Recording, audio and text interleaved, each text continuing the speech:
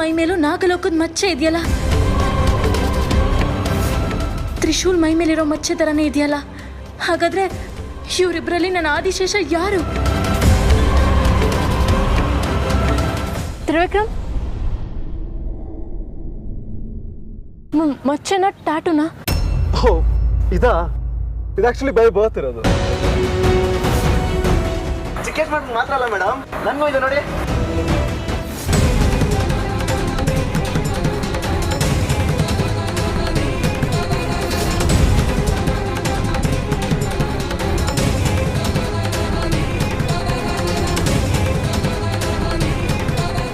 ಏನ್ ವಿಚಿತ್ರನೋ ಏನೋ, ಇಬ್ರಿಗೂ ಒಂದೇ ಥರದ ಮಚ್ಚೆ ಇದೆ ಮೇಡಮ್. ನಾನು ಚಿಕ್ಕೇಶ್ ಮಾಡ್ರು ಒಂದೇ ದಿವಸ ಒಂದೇ ಟೈಮಲ್ಲಿ ಹುಟ್ಟಿದ್ದು, ಒಂದೇ ನಿಮಿಷ ಕೂಡ ವ್ಯತ್ಯಾಸ ಇಲ್ಲ ಅಲ್ವಾ ಚಿಕ್ಕೇಶ್ ಮಾಡ್ರೆ? ಓಕೆ ಸರಿ, ಹಾಗಿದ್ರೆ ನಾನು ಹೊರಡ್ತೇನೆ. Thank you. ತ್ರಿಶೂಲ್ ನೋಡಿ ಹೋಗೋಣ. ಇದು ಹೇಗೆ ಸಾಧ್ಯ? ಇಬ್ರಿಗೂ ಒಂದೇ ಮಚ್ಚೆ ಇದೆ. ದೇವ್ರೆ, ನಾನು ನೋಡ್ತಾ ಇರೋದು ಸತ್ಯನಾ? ನೀವು ಹೊರಟಿರಿ, ನಾನೊಂದು ಸ್ವಲ್ಪ ಹೊತ್ತು ಬಿಟ್ಟು ಬರ್ತೀನಿ. ಯಾಕೋ? ದೊಡ್ಡ ಯಜಮಾನ್ರು ಹೇಳಿದ್ರಲ್ಲ ಕೆಲಸ, ಅದು ಇದೆ. ಹಾಂ, ಓಕೆ ಓಕೆ.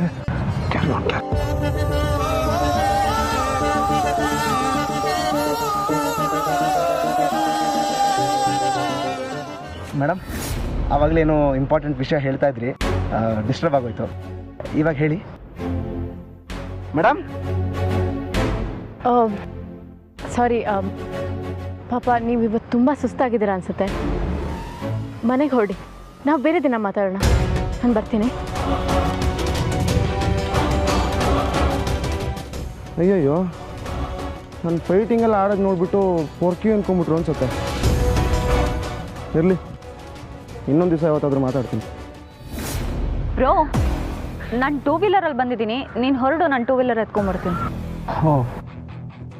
ಬೇಡ ಬೇಡ, ಆಮೇಲೆ ನಮ್ಮ ಡ್ರೈವರ್ನ ಕಳಿಸಿದ್ರೆ ಆಯಿತು. ನೀನು ಬಂದು ಕೂತ್ಕೋ. ಕಮಾನ್. ನೀನು ಗಂಡಸು ಅನ್ನೋದನ್ನ ಬರೀ ನಿನ್ನ ಮಾತಿನಲ್ಲಿ, ಕೋಪದಲ್ಲಿ, ದರ್ಪದಲ್ಲಿ ತೋರಿಸೋದಲ್ಲ, ಜವಾಬ್ದಾರಿಲಿ, ಕಾಳಜಿಲಿ, ನಡ್ಕೊಳ್ಳೋ ರೀತಿಲಿ ತೋರಿಸ್ಬೇಕು. ನಿನ್ನ ತಂಗಿನ ಅಪಾಯಕ್ಕೆ ಸಿಗಾಕ್ಸಿ ಈಗ ಏನು ನಡೆದಿರೋ ಥರ ಬಂದು ನಿಂತಿದೆಯಲ್ಲ, ಇದೆಲ್ಲ ಗಂಡಸ್ತನ. ನಿನ್ನ ಮಗ ಅಂತ ಹೇಳ್ಕೊಳಕ್ಕೆ ನನಗೆ ನಾಚಿಕೆ ಆಗ್ತಾ ಇದೆ.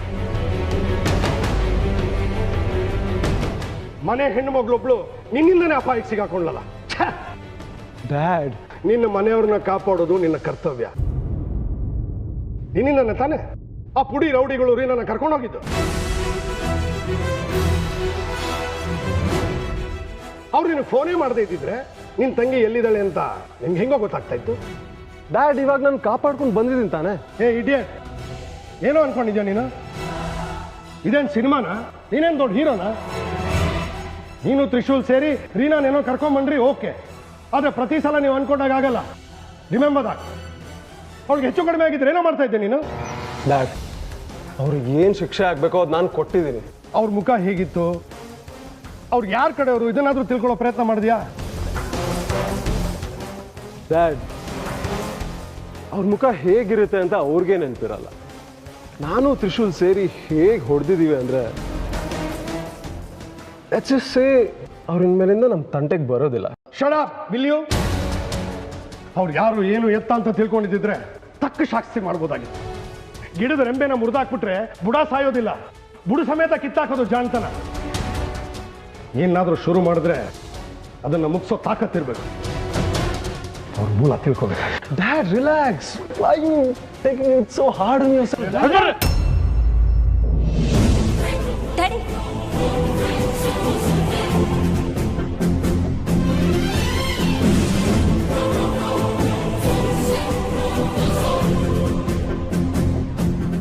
ವಯಸ್ಸಿಗೆ ಬಂದಿರೋ ಮಗ ಈ ಥರ ಎಲ್ಲರ ಮುಂದೆ ಅವಮಾನ ಮಾಡಬೇಡಿ. ನಿಮ್ದು ಅಮ್ಮಯ್ಯ.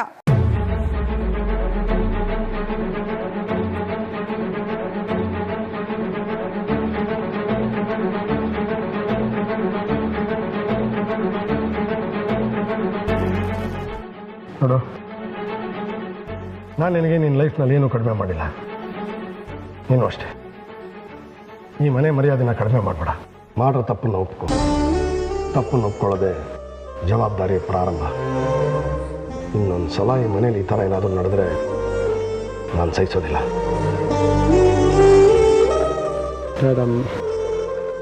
ಸಾರಿ. ನಂತರ ಆಗೋ ಕನಸು ಕಾಣೋ, ನಂತರ ಬದುಕೋದನ್ನ ಕಲಿ.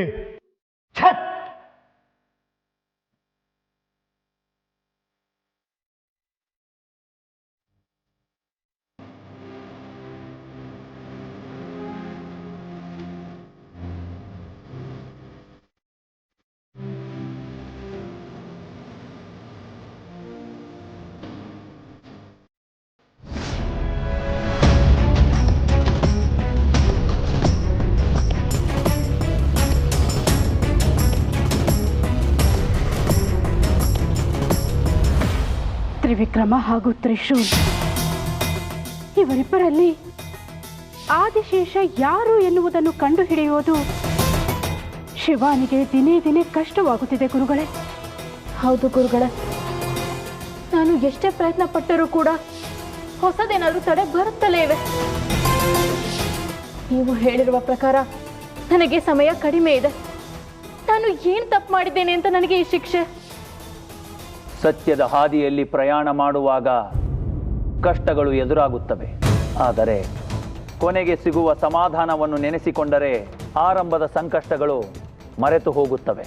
ಆದರೆ ಹತ್ತಿರದಲ್ಲಿ ಯಾವ ಸಮಾಧಾನದ ಸುಳಿವು ಇಲ್ಲವಲ್ಲ. ಈಗ ನಾನು ಏನು ಮಾಡಲಿ ಹೇಳಿ ಗುರುಗಳೇ? ಅದು ಹೇಗೆ ಇಬ್ಬರ ದೇಹದಲ್ಲೂ ಮಚ್ಚೆ ಇರೋದಕ್ಕೆ ಸಾಧ್ಯ?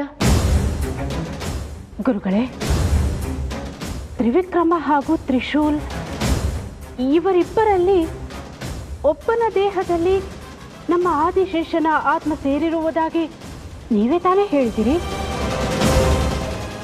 ಈಗ ನೋಡಿದರೆ ಹೀಗೆ ಇದು ಹೇಗೆ ಸಾಧ್ಯ ಗುರುಗಳೇ?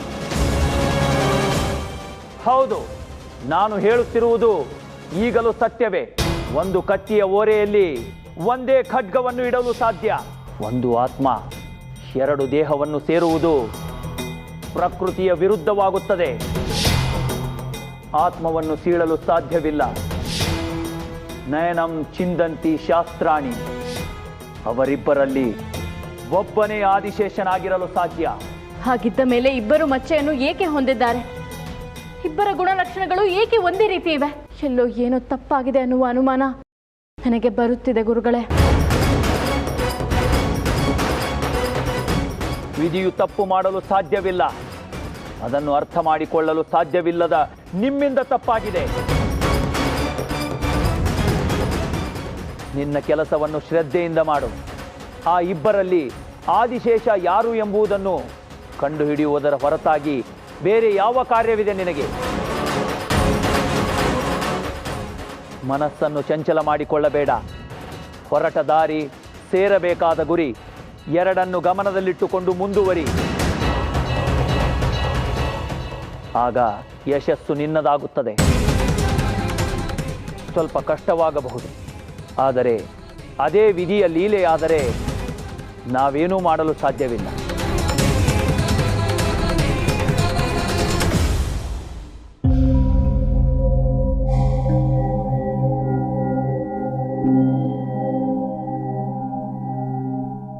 ಚಿಕ್ಕೇಶ್ಮಣ್ರೆ, ಏನು ಯೋಚನೆ ಮಾಡ್ತಾ ಇದ್ದೀರಾ?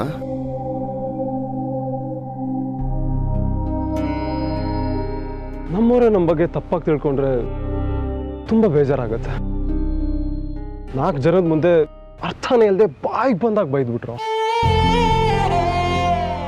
ಒಳ್ಳೆ ಕೆಲಸ ಮಾಡಿದ್ರು ಕೆಟ್ಟ ಹಣೆ ಪಟ್ಟಿ ಕಟ್ತಾರಲ್ಲ, ತುಂಬ ಹರ್ಟ್ ಆಗುತ್ತೆ ತ್ರಿಶೂಲ್.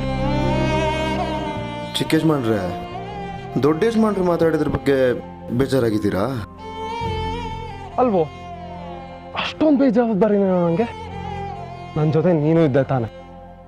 ನನ್ನ ಮಕ್ಕಳು ಬಂದ್ಬಿಟ್ಟು ರೀನಾಗ ಹಾಗೆಲ್ಲ ತೊಂದರೆ ಕೊಡ್ತಾ ಇದ್ರೆ ಪಾರ್ಸ್ ಕಳಿಸಿದ್ವಿ. ಅದರಲ್ಲಿ ಏನು ತಪ್ಪಿದೆ?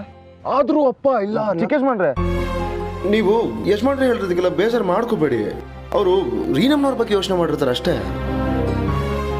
ಹಾ ನೋಡಿ, ಎಲ್ಲ ಅಪ್ಪಂದ್ರಿಗೂ ಗಂಡು ಮಕ್ಕಳಿಗಿಂತ ಹೆಣ್ಮಕ್ಳ ಮೇಲೆನೆ ಪ್ರೀತಿ ಕಾಳಜಿ ಎಲ್ಲ ಜಾಸ್ತಿ ಅಲ್ವಾ?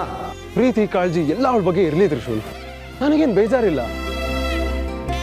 ಆದ್ರೆ ನನಗೆ ಯಾಕೆ ಬೈಬೇಕಾಗಿತ್ತು? ಎಲ್ಲರ ಮುಂದೆ ನಾನು ತಪ್ಪು ಮಾಡಿದ್ದೀನಿ ಅಂತ ಪದೇ ಪದೇ ಹೇಳಿದ್ರು. ಅದು ನನಗೆ ಸಹಿಸೋಕ್ಕಾಗ್ತಿಲ್ಲ. ಅವ್ರಿಗೂ ನಿಮ್ಮ ಬಗ್ಗೆ ಪ್ರೀತಿ ಇದೆ ಚಿಕ್ಕ ಯಜಮಾನ್ರೆ, ಆದರೆ ಅದು ಹೇಳ್ಕೊಳಕ್ ಬರೋದಿಲ್ಲ ಅಷ್ಟೇ. 1-2 ದಿವಸ ಬಿಡಿ, ಎಲ್ಲ ಸರಿ ಹೋಗತ್ತೆ. ನೋಡು ತ್ರಿಶೂಲ್, ಈ ತ್ರಿವಿಕ್ರಮ್ ಬೇಕು ಅಂತ ತಪ್ಪು ಮಾಡೋದಿಲ್ಲ, ಅದು ನಿನಗೂ ಚೆನ್ನಾಗಿ ಗೊತ್ತು.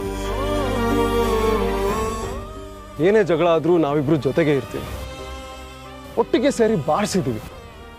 ನಾವು ಕೊಟ್ಟಿರೋ ಏಟ್ಗಳನ್ನ ಜನ್ಮ ಜನ್ಮದಲ್ಲೂ ನೆನ್ಪಿಡ್ಕೋಬೇಕು.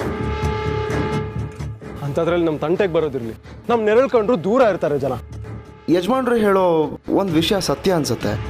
ಅವ್ರು ಯಾರು, ಎಲ್ಲಿಂದ ಬಂದರು, ಯಾಕೆ ಬಂದರು, ಅವ್ರ ಉದ್ದೇಶ ಏನು, ಇದೆಲ್ಲ ತಿಳ್ಕೊಬೇಕು ಅಲ್ವಾ? ಹೌದು, ನಮ್ಮನ್ನು ಹುಡ್ಕೊಂಬಂದು ತೊಂದರೆ ಕೊಡೋ ದಾರಿ ಯಾರಿಗಿದೆ? ಆದರೂ ಅದು ಯಾರು ಅಂತ ಕಂಡುಹಿಡಿಬೇಕು. ನೀನು ಥಿಂಕ್ ಮಾಡು. ಸರಿ ಚಿಕ್ಕ ಯಜಮಾನ್ರೆ. ಆದರೂ ತ್ರಿಶೂಲ್, ಇನ್ನೊಂದ್ಸಲ ನಮ್ಮ ಡ್ಯಾಡ್ ಬಾಯಲ್ಲಿ ನಾನು ಬೇಜವಾಬ್ದಾರಿ ಅನ್ನೋ ಮಾತು ಬರಬಾರ್ದು.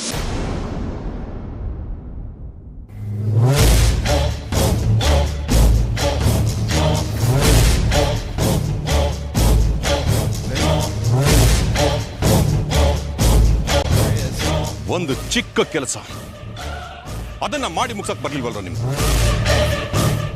ನಿಮ್ಮ ಮುಖ ನೋಡ್ಕೊಳ್ಳಿ, ಅಸಹ್ಯ ಆಗುತ್ತೆ ನನಗೆ. ದುಡ್ಡು ಬೇಕು ಅಂತ ಕೇಳ್ತಿರಲ್ಲ, ನಾನು ಕೊಟ್ಟ ದುಡ್ಡಿಗೆ ಇದೇನಾ ನೀವು ಮಾಡಿದ ಕೆಲಸ? ಇಬ್ರು ಹುಡುಗರ ಹತ್ರ ಒದೆ ತಿಂದು ಬಂದಿದ್ದೀರಲ್ಲ, ನಿಮ್ಮ ಜನ್ಮಕ್ಕೆ ನಾಚಿಕೆ ಆಗ್ಬೇಕು. ಬಾಸ್, ಅದು ಏನಾಯ್ತು ಅಂದ್ರೆ, ನೋಡೋ, ಏನು ಹೇಳ್ಬೇಡ. ಅವ್ರೇನಾರು ನಿಮ್ಮ ಬಾಯಿ ಬಿಡ್ಸಿದ್ರೆ ಮಾನ ಮರ್ಯಾದೆ ಬಿಟ್ಟು ನನ್ನ ಹೆಸರನ್ನ ಹೇಳ್ತಾ ಇದ್ರಿ. ಈ ಕನಕದುರ್ಗದಲ್ಲಿ ಎಲ್ಲೂ ಕಾಣಿಸ್ಕೊಂಬಾರ್ದು. ಅಕಸ್ಮಾತ್ ಏನಾರು ಮತ್ತೆ ನೀವು ಕಾಣಿಸ್ಕೊಂಡ್ರೆ ನಾನೇ ನಿಮ್ ಕತೆ ಮುಗಿಸ್ಬೇಕಾಗುತ್ತೆ. Get out!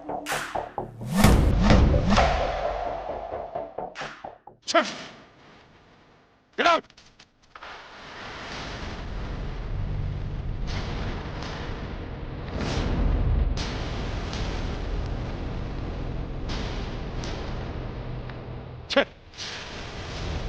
ದಿಗ್ವಿಜಯ್ ಮಗಳ ಕತೆ ಒಟ್ಟಿಗೆ ಮುಗಿಸ್ಬೋದಾಗಿತ್ತು.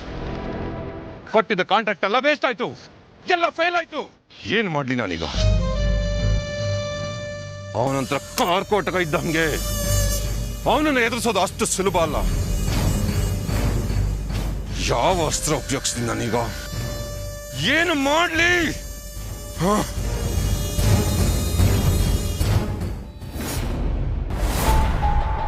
ಗುರುದೇವ, ನಾನು ಇಲ್ಲಿಯವರೆಗೂ ಈ ಕುರಿತಾಗಿ ಎಲ್ಲ ಕೆಲಸಗಳನ್ನು ತುಂಬ ಶ್ರದ್ಧೆಯಿಂದ ಮಾಡಿದ್ದೇನೆ. ನನ್ನಿಂದ ಯಾವ ಲೋಪ ಕೂಡ ಆಗಿಲ್ಲ. ಆದಿಶೇಷನನ್ನು ಹುಡುಕಿ ನಾಗಮಣಿಯನ್ನು ಪಡೆದುಕೊಳ್ಳೋದು ಬಿಟ್ಟರೆ ನನ್ನ ಮನಸ್ಸಲ್ಲಿ ಬೇರೆ ಯಾವ ಯೋಚನೆ ಕೂಡ ಇಲ್ಲ. ಹೀಗಿದ್ದು ಈ ಕಷ್ಟಗಳು ಉಂಟಾದರೆ ನಾನು ಏನು ಮಾಡಲಿ ಗುರುದೇವ? ಇದಕ್ಕೆ ನೀವೇ ಯಾವುದಾದರೂ ಒಂದು ದಾರಿ ತೋರಿಸಬೇಕು ಗುರುದೇವ. ಈಗ ಇವರಿಬ್ಬರಲ್ಲಿ ನಮ್ಮ ಆದಿಶೇಷ ಯಾರು ಎನ್ನುವುದನ್ನು ಕಂಡುಹಿಡಿಯಲು ಬೇರೆ ಮಾರ್ಗವೇ ಇಲ್ಲವೇ? ಗುರುಗಳೇ, ಯಾವುದಾದರೂ ಮಂತ್ರದ ಮಾರ್ಗ, ದೈವಿಕವಾದ ಉಪಾಯ, ಸಾತ್ವಿಕವಾದ ದಾರಿ ಇರಬಹುದಲ್ಲವೇ? ಏನಾದರೂ ದಾರಿ ತೋರಿ ಗುರುದೇವ. ಒಂದು ಮಾರ್ಗವಿದೆ. ನಮ್ಮ ನಾಗಲೋಕದಲ್ಲಿ ನಾಗಪುಷ್ಪವಿದೆಯಲ್ಲ, ಆ ಪುಷ್ಪಕ್ಕೆ ಒಂದು ವಿಶೇಷತೆ ಇದೆ. ನಮ್ಮ ನಾಗಲೋಕದವರು ಬೇರೆ ಯಾವುದೇ ರೂಪದಲ್ಲಿದ್ದರೂ ಆ ಪುಷ್ಪವನ್ನು ಮುಟ್ಟಿದ ಕೂಡಲೇ ಹಾವಾಗಿ ಬದಲಾಗುತ್ತಾರೆ. ಹೌದೇ? ಹಾಗಿದ್ದರೆ ಅವರಿಬ್ಬರಲ್ಲಿ ನಮ್ಮ ಆದಿಶೇಷ ಯಾರು ಎನ್ನುವುದನ್ನು ತಿಳಿಯುವುದು ಬಹಳ ಸುಲಭವಾಯಿತು ಅಲ್ಲವೇ? ಹೌದು ಶಿವಾನಿ, ಆ ನಾಗಪುಷ್ಪವನ್ನು ತೆಗೆದುಕೊಂಡು ಹೋಗು. ಆ ಪುಷ್ಪವನ್ನು ಇಬ್ಬರು ಮುಟ್ಟುವಂತೆ ಮಾಡು. ಅದನ್ನು ಮುಟ್ಟಿದ ಕೂಡಲೇ ಯಾರು ಹಾವಾಗಿ ಬದಲಾಗುತ್ತಾರೋ ಅವನೇ ನಿನ್ನ ಆದಿಶೇಷ. ಹಾಗಾದರೆ ಪ್ರಯತ್ನವನ್ನು ಆದಷ್ಟು ಬೇಗ ಮಾಡುತ್ತೇನೆ. ನನ್ನ ಆದಿಶೇಷ ನನಗೆ ಸಿಗುತ್ತಾನೆ. ಆದರೆ ಈ ರೀತಿಯಾದಂತಹ ಪ್ರಯೋಗಗಳು ಮತ್ತೆ ಮತ್ತೆ ಮಾಡಬಾರದು. ಏಕೆಂದರೆ ನಾಗಲೋಕದ ಆಚಾರ ವಿಚಾರಗಳು ಹೊರ ಜಗತ್ತಿಗೆ ತಿಳಿಯುವ ಸಾಧ್ಯತೆಗಳಿರುತ್ತದೆ. ಹಾಗಾಗಿ ನಮ್ಮ ಎಚ್ಚರದಲ್ಲಿ ನಾವಿರಬೇಕು. ಅಗತ್ಯವಿಲ್ಲದೆ ಈ ಪ್ರಯೋಗವನ್ನು ಮಾಡಬಾರದು. ಈಗ ನಿನಗೆ ಅನಿವಾರ್ಯ ಸ್ಥಿತಿ ಇರುವುದರಿಂದ ನಿನಗೆ ಅನುಮತಿಯನ್ನು ನೀಡುತ್ತಿದ್ದೇನೆ. ಪ್ರಣಾಮಗಳು ಗುರುದೇವ. ಪ್ರಣಾಮಗಳು ನಾಗಮಾತ. ಜಯಶಾಲಿಯಾಗಿ ಬಾ.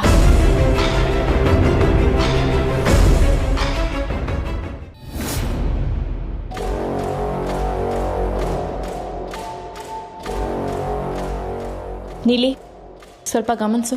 ನಮ್ಮನ್ನು ಯಾರಾದರೂ ನೋಡ್ತಾ ಇದ್ದಾರಾ ಅಂತ. ಯಾರು ನೋಡ್ತಾ ಇಲ್ಲ, ನಡಿ ಹೋಗೋಣ.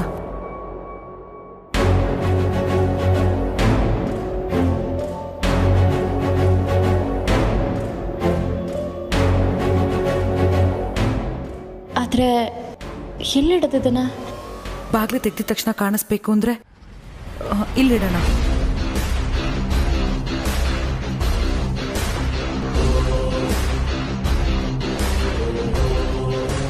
ನಾಳೆ ಬೆಳಿಗ್ಗೆ ತ್ರಿಶೂಲ್ ಎದ್ದು ಬಂದಿದ ತಕ್ಷಣ ಇದೊಂದು ಕಣ್ಣಿಗೆ ಬೀಳುತ್ತೆ. ನಮಗೆ ಆದಿಶೇಷ ಯಾರು ಅಂತ ಗೊತ್ತಾಗುತ್ತೆ.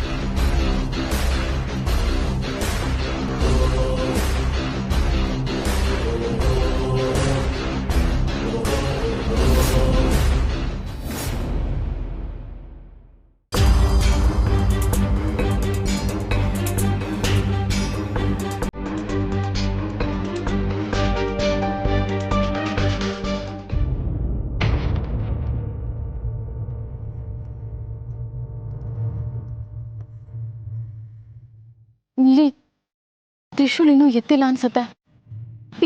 ಈಗ ನಾವು ಏನು ಮಾಡೋದು? ಏನ್ ತಾನೆ ಶಿವಾನಿ, ಏನು ಯೋಚನೆ ಮಾಡ್ಬೇಡ. ಆ ಗಿಡದ ಹತ್ರ ಬಂದೇ ಬರ್ತಾನೆ. ಇಲ್ಲ ನೀಲಿ, ನನ್ನ ಕೈಲಿ ಕಾಯೋಕ್ಕೆ ಸಾಧ್ಯನೇ ಇಲ್ಲ. ನಾವೇನಾದರೂ ಮಾಡಲೇಬೇಕು. ಏನ್ ಮಾಡ್ತೀಯಾ? ಈಗ ನೋಡು, ತ್ರಿಶೂಲ್ನ ಹೇಗೆ ಗಿಡದ ಹತ್ರ ಕರೆಸ್ತೀನಿ ಅಂತ.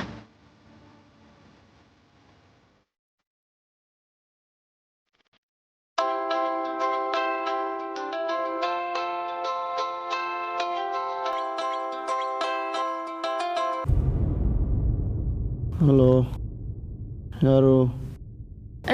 ನಾನು ಶಿವಾನಿ ಮಾತಾಡ್ತಾ ಇದ್ದೀನಿ.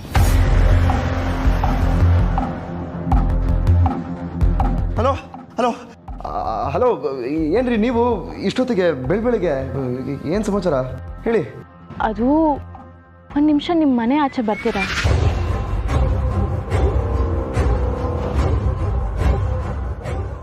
ಯಾಕೆ? ನಾನು ಆಚೆ?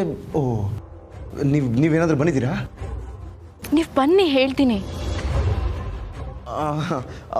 ಸರಿ, ಒಂದು ನಿಮಿಷ ಬಂದೆ.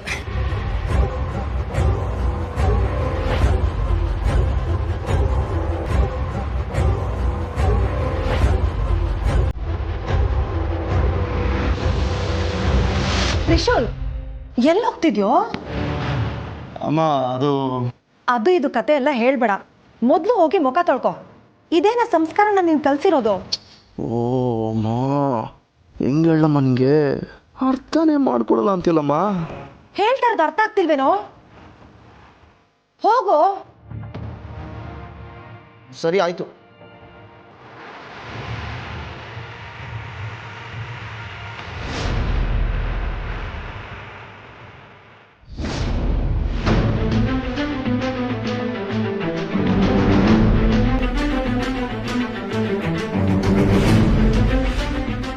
ಶಿವಾನಿ, ಅಲ್ಲಿ ನೋಡು, ತ್ರಿವಿಕ್ರಮ್.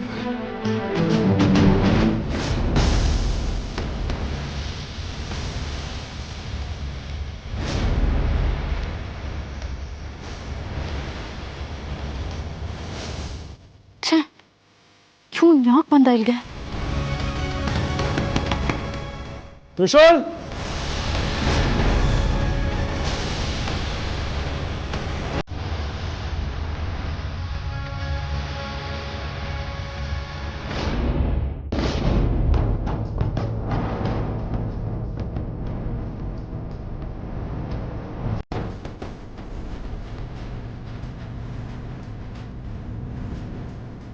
ಶಿವಾನಿ, ಇವನೇನಾದ್ರೂ ಆ ಹೂವನ್ನು ಮುಟ್ಟಿದ್ರೆ ಏನ್ ಮಾಡೋದು?